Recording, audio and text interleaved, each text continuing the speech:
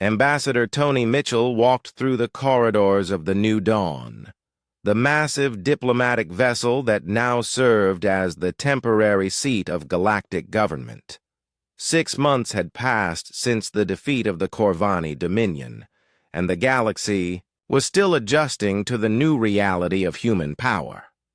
The station that had once seemed like a modest diplomatic outpost was now revealed to be larger than most cities, equipped with facilities that could house representatives from every known species. The main council chamber had been redesigned to accommodate the new galactic order, where once the various alien species had sat in separate groups, now they were arranged in a great circle around a central platform where human mediators helped resolve disputes and coordinate policy. The old system of competing power blocks had been replaced by something that resembled a single unified government for the first time in galactic history. Tony prepared himself for the most important speech of his career as he approached the speaking platform. Around him, delegates from 847 species waited to hear humanity's plan for the future. Some looked hopeful, others appeared fearful, and many simply seemed confused by the rapid changes that had transformed their understanding of galactic politics. The War Crimes Tribunal for the Corvani leadership had concluded the week before, with war leader Thul Vex and his top commanders sentenced to life imprisonment for the genocide they had committed. But more importantly, the lower-ranking Corvani and their civilian population had been offered the chance to rejoin galactic society under human protection and supervision. It was a mercy that few species would have shown to their former oppressors. Dr. Karen Price, now serving as Earth's Minister of Galactic Integration, stood at Tony's side as he began to address the assembled delegates. Her role was to help implement the new governmental structure that would replace the old Galactic Council, a system designed to prevent any single species from again threatening the peace and freedom of all others. Fellow beings of the galaxy, Tony began, his voice carrying to every corner of the vast chamber. 6 months ago, humanity revealed its true nature to you all. We showed you weapons and technology that many of you found terrifying. We demonstrated capabilities that fundamentally changed how you viewed our species and our place in the galactic community. Murmurs rippled through the assembled delegates. The revelation of humanity's hidden power had indeed been shocking, but the months that followed had shown that human intentions were far different from what many had feared. Instead of using their superior technology to conquer or dominate, humans had focused on healing the wounds left by the Corvani War and rebuilding the systems that had been destroyed. Today, Tony continued, I want to explain why we hid our true capabilities for so long, and what we hope to accomplish now that the truth has been revealed. Tony activated a holographic display that showed the galaxy as it appeared millions of years ago in another spiral arm far from their current location. The image showed worlds burning under weapons that turned matter into energy. Civilizations that had existed for eons reduced to scattered debris floating in empty space.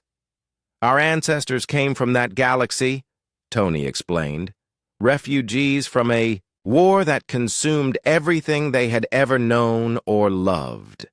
They possessed technology that could destroy entire star systems, weapons that could rewrite the fundamental laws of physics, knowledge that made them the most feared species in their original home.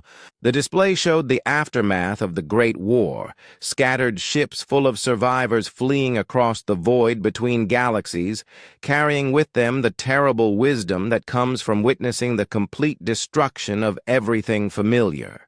Their journey had taken thousands of years, and many of the refugee ships had been lost along the way. When our ancestors finally reached this galaxy and found Earth, Tony said, they made a decision that would define humanity for millions of years to come. They chose to hide what they really were, They buried their weapons, disguised their technology, and lived as simple beings on a quiet world. But they also made a promise that they would never again allow fear and hatred to destroy an entire galaxy. Karen stepped forward to explain the practical implementation of humanity's protective role. For generations, we watched over this galaxy from the shadows. We placed monitoring stations along every major trade route. We established hidden bases in every important star system. We infiltrated the governments and militaries of every major species, not to spy on you, but to protect you from threats you might not see coming. The display changed to show the current galaxy, with thousands of tiny lights marking the locations of human installations. The delegates gasped as they realized the true scope of humanity's hidden presence. There was hardly a system in the galaxy that was not under some form of human observation or protection. We prevented 17 potential galactic wars before they could begin, Karen continued. We stopped 6 different species from developing weapons that could have threatened entire star systems. We quietly eliminated threats from outside the galaxy that most of you never even knew existed. Tony resumed his speech, addressing the question that many delegates were afraid to ask directly. Some of you are wondering what we want in return for this protection. Others are concerned that we will use our power to rule over you as the Corvani tried to do. I am here to present to you the Terra Accords, a new galactic constitution that will govern how all species interact with each other and with us. The Terra Accords appeared as a glowing document in the holographic display, written in the languages of every species present. The document outlined a system of government that gave each species representation based on their population and development level, but included safeguards to prevent any single group from oppressing others. The most important provision was the creation of the Galactic Protection Force, a military organization commanded by humans, but including personnel from every willing species. The GPF would be responsible for preventing wars, protecting developing civilizations, and defending the galaxy against external threats. Unlike the old system where each species maintained its own military, the new structure would centralize defensive capabilities under unified command. We do not seek to rule you, Tony explained, but we will not allow anyone to threaten the peace and freedom that our ancestors died to preserve. The Terra Accords create a system where disputes are resolved through negotiation and compromise, where developing species are protected rather than conquered, and where the mistakes that destroyed our original galaxy cannot be repeated. The debate that followed lasted for 3 days. Some species, particularly those that had suffered under Corvani oppression, welcomed human protection and the promise of lasting peace. Others worried about giving up their independence to a species that had already demonstrated it could defeat any opposition. The Vorthan representative, General Thak Moore, stood to address the assembly on the final day of debate. His people had once been among the galaxy's most powerful military forces, and his words carried weight with many other species. "Fellow delegates," Thakmore said, "I have fought alongside human forces in the war against the Corvani. I have seen their technology, witnessed their capabilities, and observed their conduct in victory. They could have conquered us all instead of offering us partnership. They could have ruled through fear instead of proposing cooperation." The Vorthan general paused, looking around the chamber at delegates from hundreds of different worlds. "My people are warriors. We understand the temptation that comes with superior power. The humans have resisted that temptation in ways that few species ever could. I believe we can trust them to keep their word." One by one, the species voted to accept the Terra Accords. Not all were enthusiastic, and some abstained rather than voting yes, but the measure passed with overwhelming support. The galaxy would have its first truly unified government, with humanity serving as both protectors and guides for the new order. As the final votes were counted, Tony felt the weight of responsibility settling on his shoulders. Humanity had achieved something that their ancestors could never have imagined. They had found a way to use their terrible power to create peace instead of destruction. But he also understood that this was only the beginning. The real test would come in the years ahead, as humans worked to prove that they could be trusted with the authority they had claimed. Captain Jake Morrison, now serving as the New Dawn's commanding officer, watched from the observation deck as ships from hundreds of different species departed to carry news of the vote to their homeworlds. The station that had once been humanity's modest diplomatic outpost was now the center of galactic government, a symbol of the new age that was beginning. His communication system chimed with a priority message from Earth. The transmission was brief but carried enormous significance. Phase 1 complete. Begin Phase 2 operations. The long watch continues. Jake smiled as he read the message. The galaxy might think that humanity's transformation was complete, that they had revealed all their secrets and capabilities. But the truth was that what they had shown during the war was only a fraction of what humans were capable of. The General Chris Bennett stood on the command bridge of the massive human dreadnought Terra's Wrath, watching as his fleet advanced toward the heart of Corvani space. Around him, hundreds of human warships moved in perfect formation. Their true capabilities finally revealed to the galaxy. These were not the small patrol boats and cargo ships that aliens had grown accustomed to seeing. These were vessels designed by the survivors of a galactic war, armed with weapons that could crack worlds and powered by reactors that burned with the fury of dying stars.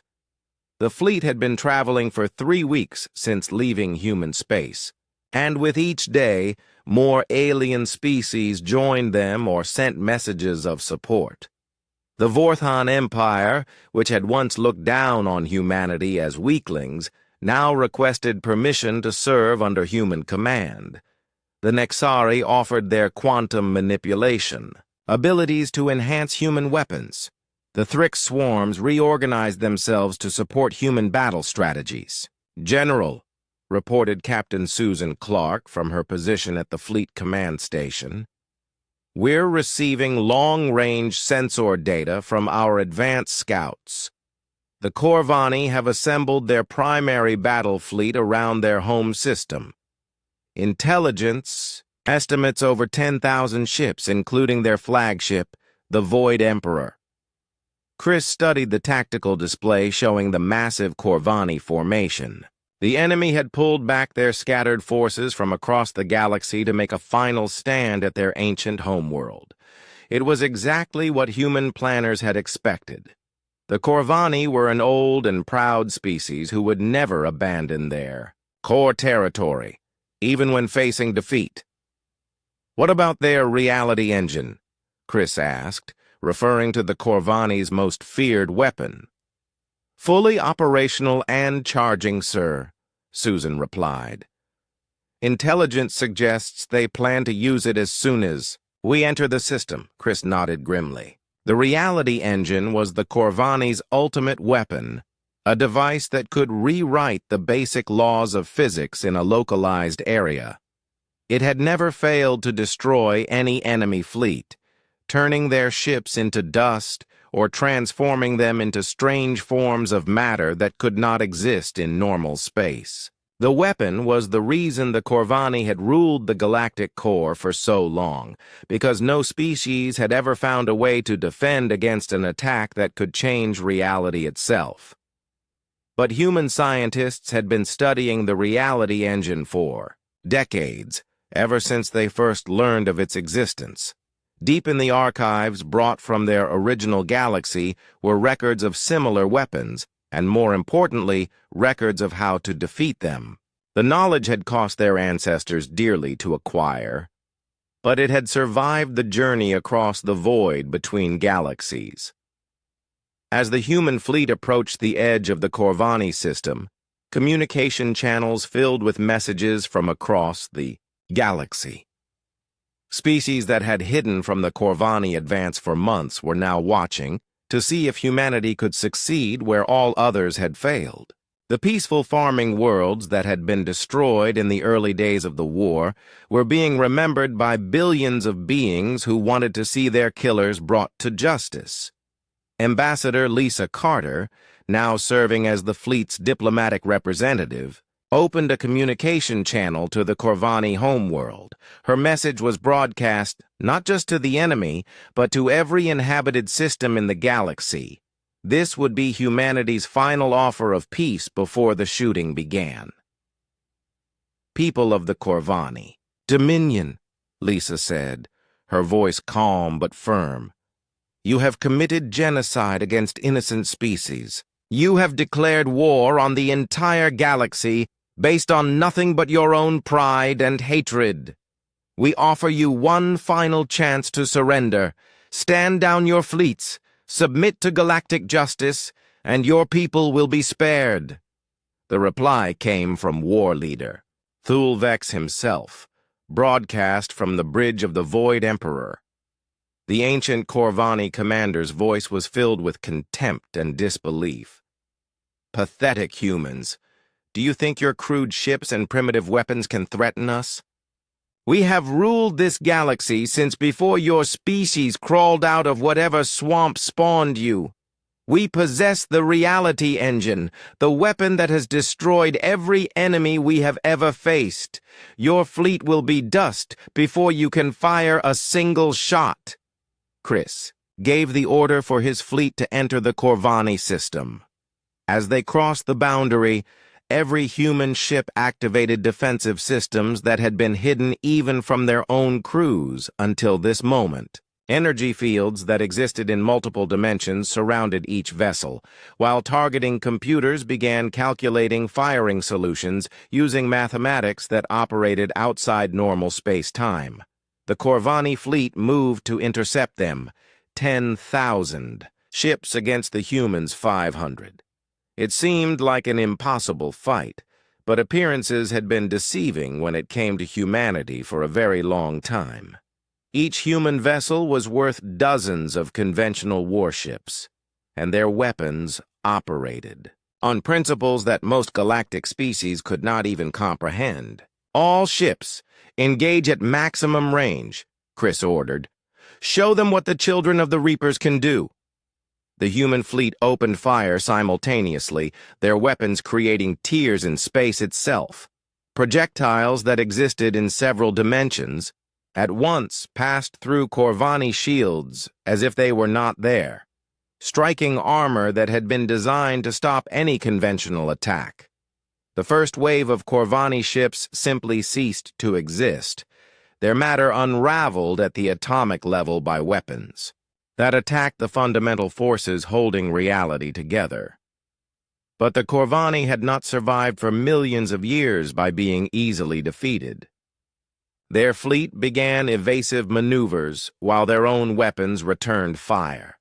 Beams of pure energy and matter conversion torpedoes filled the space between the two fleets. Some human ships took damage, their advanced shields struggling against weapons that had been perfected over eons of warfare. General, Susan reported, the Corvani are activating the reality engine. Energy readings are off our scales. The massive weapon, built into an artificial moon orbiting the Corvani homeworld, began to glow with power that made nearby stars look dim by comparison. This was the device that had ended every previous threat to Corvani dominance, the ultimate expression of their technological superiority. Reality itself would bend to their will, turning the human fleet into whatever form they chose. The weapon fired, sending a wave of distorted space-time toward the advancing human ships. Everything the wave touched should have been transformed, broken down into component atoms, or restructured into forms that could not survive in normal reality. It was an attack that no defense had ever stopped. But the wave hit the human fleet and simply stopped. Admiral Susan Clark, commanding the Terra's Wrath, smiled as she watched her ship's ancient defense systems engage. The knowledge of how to counter reality-manipulating weapons had been hard-won by humanity's ancestors, paid for with the lives of entire worlds. The defensive field that surrounded each human ship did not try to block the reality engine's attack. Instead, it absorbed the energy and reflected it back at its source, turning the weapon's power against itself. The reflected wave struck the reality engine and the moon it was built into, causing both to collapse in on themselves. The weapon, that had been the foundation of Corvani power for millions of years, was destroyed by its own energies, taking with it the illusion of their invincibility. Susan opened a communication channel to the Corvani homeworld, her voice reaching every being in the system. War leader Thul Vex, your ultimate weapon has failed. Your fleets are being destroyed by forces you cannot understand. This is your final warning. Surrender now, or face the same fate as every enemy our ancestors encountered in our original galaxy. The Corvani response was to launch every remaining ship they had at the human fleet, throwing away millions of lives in a desperate attempt to overwhelm their enemies through sheer numbers. It was exactly the kind of prideful, wasteful strategy that humanity's ancestors had faced countless times before. The human ships responded by revealing even more of their hidden capabilities. Fighters that could phase through solid matter, missiles that could track their targets across multiple dimensions, beam weapons that could reach through space and time to strike enemies before. Captain Nick Parker stood on the bridge of his patrol ship Freedom's Edge, watching the Vorthan battle group that surrounded his small vessel. The gray-skinned aliens in their massive warships thought they were escorting a helpless human patrol boat toward the front lines of the war against the Corvani. They had no idea that everything was about to change. Nick's communication officer, Lieutenant Karen Price, looked up from her station with wide eyes. Captain, we're receiving the activation codes from Luna Command. Nick felt his heart beat faster. He had known this day might come, but he had hoped it never would. For 8 years, he had pretended that his ship was nothing more than a simple patrol vessel, good only for chasing pirates and checking cargo manifests. The Vorthan escort commander had made jokes about how humans always needed protection from real warriors. All stations, prepare for configuration change, Nick said into his ship's communication system. This is not a drill. Around him, his crew began pressing buttons and activating systems that had been hidden for years. The ship's outer hull began to shift and move as armor plating that had been disguised as simple metal panels slid into new positions. Weapon ports opened along the sides of the ship, revealing cannons and missile launchers that should not have been able to fit inside such a small vessel. The Freedom's Edge was not actually a patrol ship at all. It was a battlecruiser that had been designed to look weak and harmless. Every system, every weapon, every piece of equipment had been hidden inside what appeared to be a simple police boat. The ship that the Vorthan had rated as barely capable of fighting pirates was suddenly showing power levels that matched their own heavy warships. Vorthan Escort, this is Captain Parker, Nick said over the open communication channel. Please stand clear. We are reconfiguring for combat operations. The reply from the Vorthan commander was filled with confusion and disbelief. Human vessel, what are you doing? Your ship cannot possibly have that much power. Our sensors must be malfunctioning. Nick smiled as he watched his ship's true capabilities come online. Your sensors are working perfectly, Commander. You're just seeing us as we really are for the first time. The same scene was happening all across the galaxy. Human ships that had seemed weak and defenseless were revealing their true nature. The merchant vessel Golden Star opened like a flower, its cargo bays transforming into fighter launch bays. Hundreds of small attack ships poured out, each one equipped with weapons that could damage cruiser-class vessels. The research station at Kepler 442 stopped pretending to be a science facility. Its outer shell split apart in sections, revealing massive railguns that were each as large as a Vorthon destroyer. The weapons began charging, creating energy readings that made every alien sensor in the system scream warnings. On TRAPPIST-1E, what everyone had thought was a farming colony suddenly lifted off from the planet's surface. The entire settlement, including its fields and buildings, was actually the disguised hull of a mobile fortress. As it rose into space, defensive turrets emerged from what had looked like grain silos, and shield generators that had been hidden as irrigation systems came online. The aliens throughout the galaxy watched in shock and growing fear as humanity's true military revealed itself. Ships that had been classified as freighters and passenger transports were showing weapon systems that rivaled the greatest warships of the major powers. Space stations that had seemed to exist only for trade and diplomacy were deploying shields and cannons that could defend entire star systems. But the most shocking transformation was happening on Earth itself. The planet that aliens had visited, for decades thinking it was just another quiet world full of farmers and city workers, began to show its true nature. In the Sahara Desert, enormous doors opened in what had appeared to be empty sand dunes, revealing missile silos that stretched deep into the planet's crust. Under the ice caps of Antarctica, weapons platforms rose from hidden chambers, their targeting systems scanning the space around Earth. At the bottom of Earth's oceans, installations that had been disguised as underwater research stations revealed themselves as fortress complexes. Each one was armed with weapons that could destroy entire fleets, powered by reactors that tapped directly into the planet's core. The peaceful blue world that aliens had seen as humanity's humble home was actually the most heavily defended place in the galaxy. Colonel Amy Foster led the first wave of humanity's true military forces as they deployed from hidden bases across human space. Her soldiers wore armor that seemed to bend light around it, making them nearly invisible. Their weapons did not just fire bullets or energy beams. They fired projectiles that existed in multiple dimensions at once, making shields useless because the attacks came from directions that did not exist in normal space. Amy had trained for this moment her entire adult life, just as her parents and grandparents had trained before her.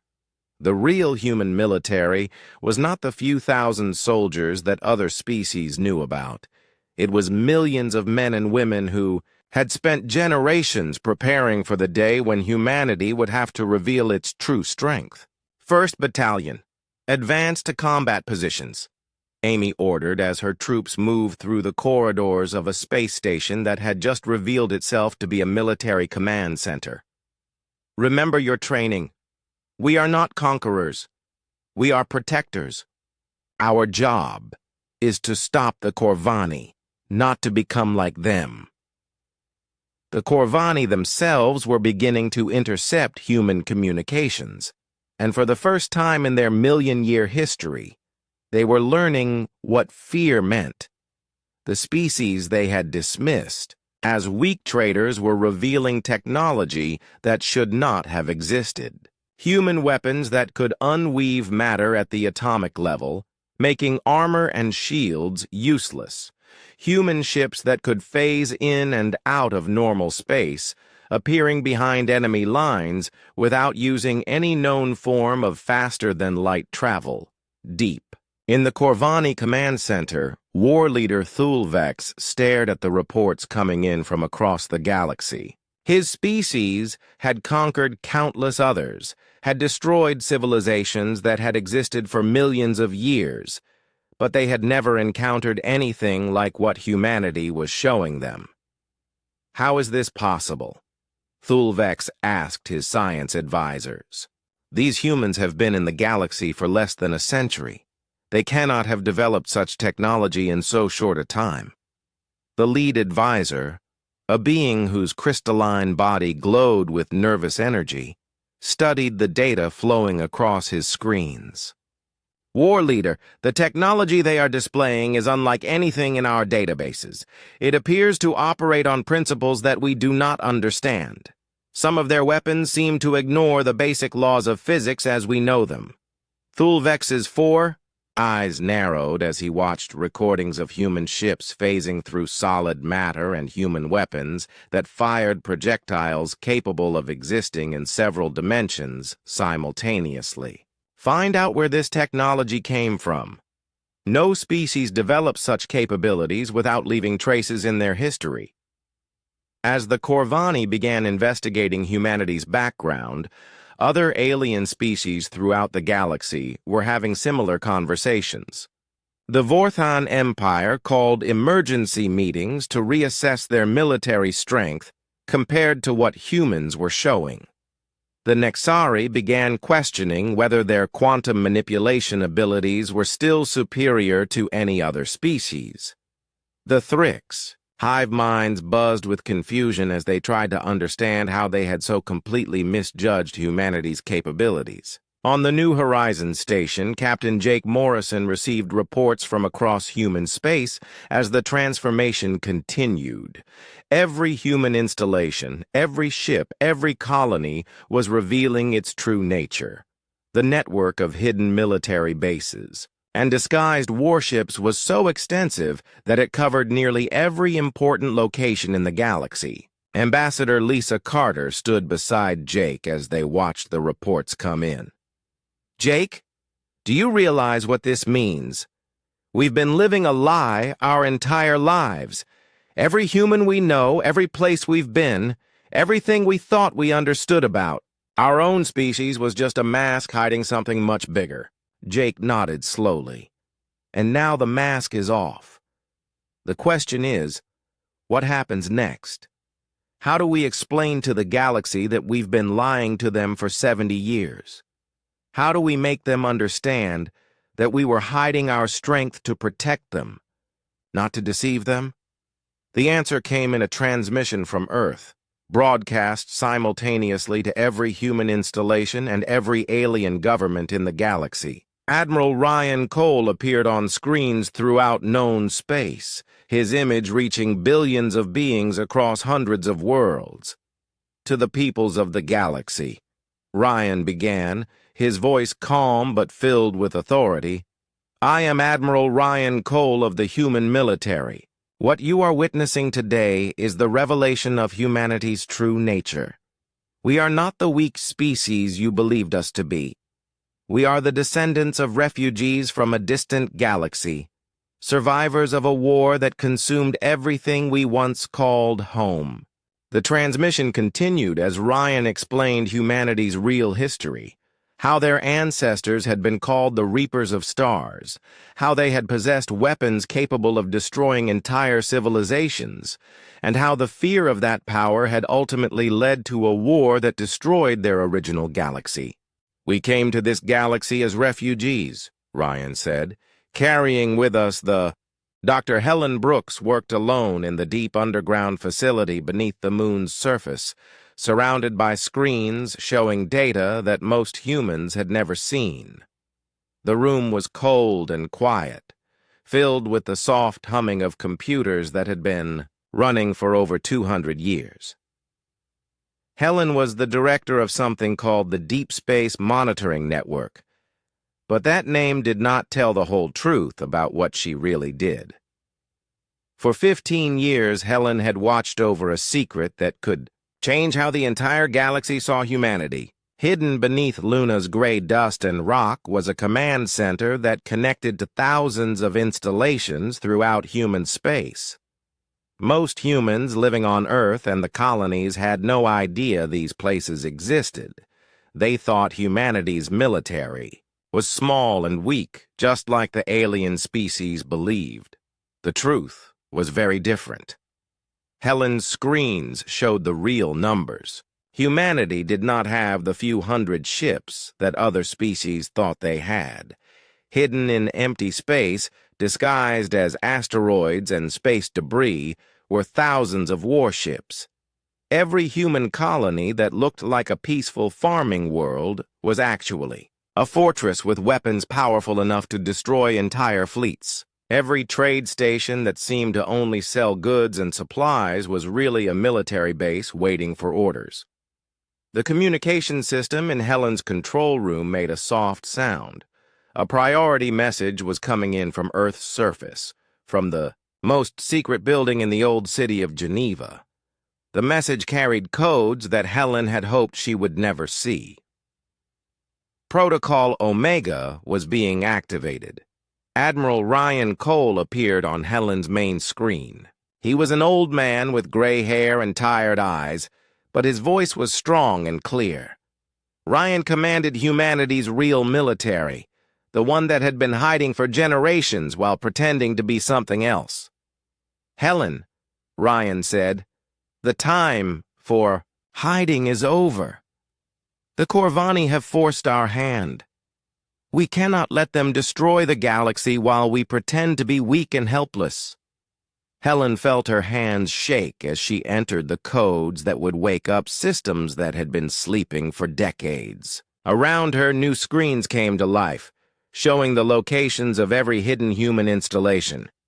There were so many that the galaxy map looked like it was covered in tiny lights. "Admiral," Helen said, "are you sure about this? Once we reveal what we really are, we can never go back. The other species will know we have been lying to them for 70 years. Ryan's face was serious and sad. "I know, but the Corvani just destroyed another star system. 30 billion people are dead, Helen. We cannot stand by and watch genocide happen while we hide behind our masks." Helen began the process of awakening the solar defense grid. This was humanity's greatest secret, a network of weapons and sensors that surrounded not just Earth and Luna, but every human world. The grid had been built slowly, piece by piece, hidden from everyone, including most humans themselves. As the grid came online, Helen saw the real power that humanity had been hiding. Weapons that could destroy planets, shields that could protect entire star systems, sensors that could watch every movement in human space and beyond. The technology was unlike anything the current galaxy had ever seen, because it was not from this galaxy at all. Ryan began to explain the truth that only a few dozen humans knew. Humanity was not native to Earth. They were refugees from another galaxy far away, survivors of a terrible war that had consumed everything they once called home. The ancestors who escaped that dead galaxy had brought with them weapons and knowledge that could destroy civilizations. "Our people landed on Earth millions of years ago," Ryan said, his voice heavy with old sadness. "They were broken and tired, the last survivors of something called the Great War. They decided to hide what they really were, to live as simple beings on a quiet world, and to never again use the weapons that had destroyed their first home." Helen watched as more systems came online. The archives deep in Earth's crust were opening, revealing technology that bent the laws of physics. Ships that could travel between dimensions, weapons that could unweave the very atoms that made up matter, shields that existed in multiple realities at once. But they also knew, Ryan continued, that someday war might come again. So they prepared. Every generation, a few humans were taught the truth. They built the hidden fleets, the secret bases, the weapon systems that could protect not just humanity, but the entire galaxy if needed. The communication system made another sound. Messages were coming in from human colonies and stations across the galaxy. The Corvani advance was accelerating. 3 more star systems had gone silent in the past 6 hours. Billions more people were dead or enslaved. Helen's fingers moved across her control panels, sending out the activation codes that would reveal humanity's true nature to the galaxy. Every human ship, station, and colony would receive the same message. The time for hiding was over. "Admiral," Helen said, "I'm ready to send the transmission." Ryan nodded. "Do it. Send the message that will wake up our people. It's time to show the galaxy what humanity really is." Helen pressed the final button. Across human space, hidden systems began to activate. Ships that had looked like simple freighters started to show their true weapons. Space stations that seemed to be only for trade began to deploy military equipment. Colonies that appeared to be peaceful farming worlds revealed. The fortress walls and defense systems that had been hidden beneath their surfaces. On Earth itself, the planet began to change. In the deep deserts, under the polar ice, and at the bottom of the oceans, ancient facilities that had slept for generations started to wake up. The world that other species saw as humanity's quiet home was actually the most heavily defended place in the galaxy. Helen watched the reports come in from across human space. Captain Nick Parker of the patrol ship Freedom's Edge reported that his simple security vessel was now showing its true configuration as a battlecruiser-class warship. The merchant vessel Golden Star had opened like a flower, revealing fighter, bays, and weapon systems that could challenge a Vorthan dreadnought. The research station at Kepler 442 was no longer pretending to be a science facility. Its outer shell had opened to show massive railguns that could crack moons. The agricultural colony on Trappist-1E had lifted off completely, revealing that the entire settlement was actually a mobile fortress disguised as a farming world. But the most shocking discovery was what the ancient archives contained. Deep in Earth's core, in chambers that had been sealed since humanity's ancestors first arrived, were records of the Great War that had destroyed their original galaxy. The enemy in that war had been beings very much like the Corvani, ancient and proud species who believed that only the strong deserved to survive. Humanity's ancestors had been called the Reapers of Stars. They had weapons that could end entire civilizations, technology that could rewrite the basic laws of reality. They had been so powerful that other species feared them more than death itself. In the end, that fear had turned into hatred, and hatred had become the war that destroyed everything. Helen read the old records with growing understanding. Humanity's ancestors had won that ancient war, but the victory had cost them everything they cared about. Their worlds were gone, their people scattered, their civilization reduced to a few ships full of refugees looking for a new home. They swore it would never happen again, Helen said to Ryan's image on her screen. They promised to hide their true nature so that fear would not destroy another galaxy. Ryan nodded. But they also swore to protect any new home they found. Earth became that home, and this galaxy became their responsibility. We are the guardians they created, the watchers they left behind to make sure the mistakes of the past would not be repeated. The screens around Helen showed the full scope of humanity's hidden power, not just the weapons and ships, but the network, of spies and observers that had been watching the galaxy for generations. Every major alien government had humans in positions where they could gather information. Every important trade route had human stations monitoring the traffic. Every potential threat had been identified and cataloged long before it became dangerous. "The Corvani have no idea what they have awakened," Helen said, watching as more human installations came online across the galaxy. Ryan's expression was grim. "They are about to learn why our ancestors were called the Reapers of Stars.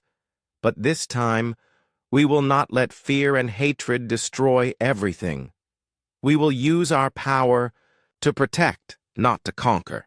Helen began sending out the final activation codes. Across human space, the masquerade that had lasted for generations was coming to an end. Ships were revealing their true configurations, colonies were showing their hidden defenses, and space stations were deploying weapons that could challenge the greatest powers in the galaxy. The quiet species that other aliens had dismissed as harmless traders and mediators was about to show its true face. Humanity was not weak or defenseless. They were the descendants of beings who had once ruled an entire galaxy, who had fought wars that burned out stars and shattered worlds. And now, as the Corvani advanced across the galaxy destroying everything in their path, humanity was finally ready to remind the universe why their ancestors had been feared above all others. Captain Jake Morrison stood at the wide window of his office, watching the endless stream of alien ships moving around the massive space station. The New Horizon was home to 50,000 humans, floating in the dark space between star systems like a small metal city. Ships of all shapes and sizes came and went every day, bringing traders, diplomats, and visitors from across the galaxy. Jake had been running this station for 8 years now. He knew every corridor, every room, every person who lived and worked here. The station was humanity's main voice in the Galactic Council, the huge group of alien races that made decisions for most of the galaxy. 847 different species belonged to the Council, and humans were still the newest members. The humans had joined the Council 73 years ago, not long after they figured out how to travel faster than light. Most of the alien races had been traveling between stars for thousands of years, some for millions. Humans were like children compared to them, but the aliens seemed to like having them around. Humans were good at solving problems between different species. They were calm and fair, and they never tried to start fights with anyone. Lisa Carter, the human ambassador to the Council, walked into Jake's office without knocking. She had been doing that for years, and Jake didn't mind. Lisa was one of the smartest people he knew, and she had been representing humanity in the Council chambers for the past 5 years. "We have a problem," Lisa said, holding a small device that showed a message in glowing letters. "A big problem." Jake turned away from the window and looked at the message. His face went pale as he read the words.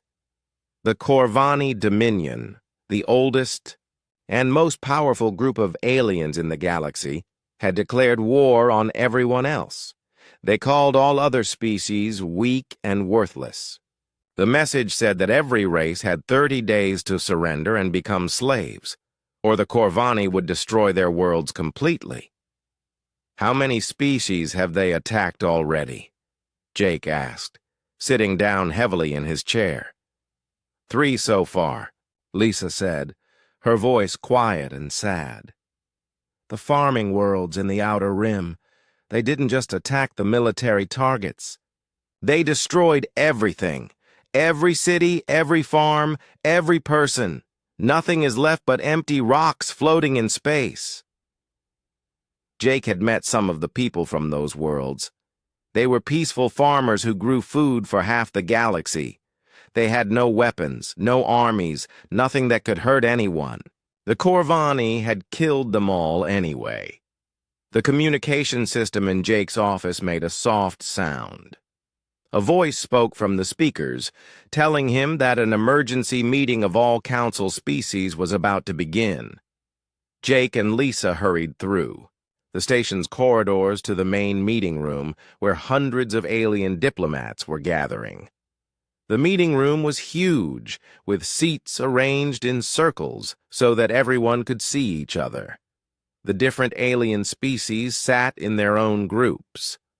The tall, gray Vorthan sat together, their red eyes glowing with anger. The crystal-like Nexari sparkled like living diamonds as they whispered to each other in their musical language.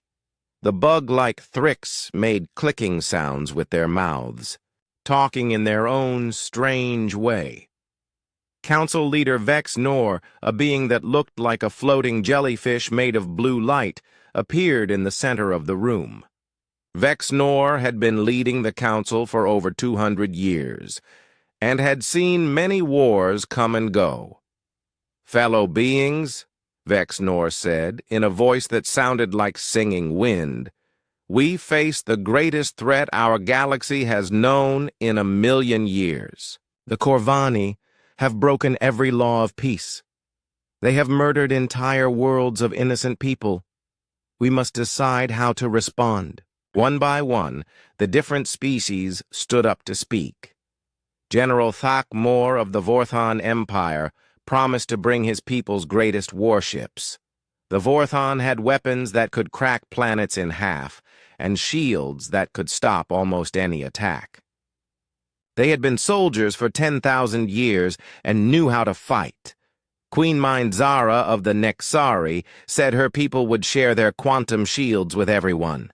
The Nexari could bend space and time with their minds, making their ships almost impossible to hit. They could also make their weapons appear anywhere on a battlefield without warning. Hive Speaker Clix of the Thrix promised billions of small fighter ships that could swarm over enemy fleets like angry insects. The Thrix were not individually strong, but they could work together better than any other species. When millions of them attacked at once, even the biggest ships could not survive. Other species made similar promises. The whale-like Satani would bring their massive carrier ships. The plant-based Verdani would provide healing medicines for the wounded. The energy beings called the Solari would power all the weapons and shields. When it was humanity's turn to speak, Jake stood up slowly. All the alien eyes in the room turned to look at him. He felt very small compared to the powerful beings around him. "Humanity will provide what we can," Jake said in a calm voice. "We will offer our services for coordination and logistics.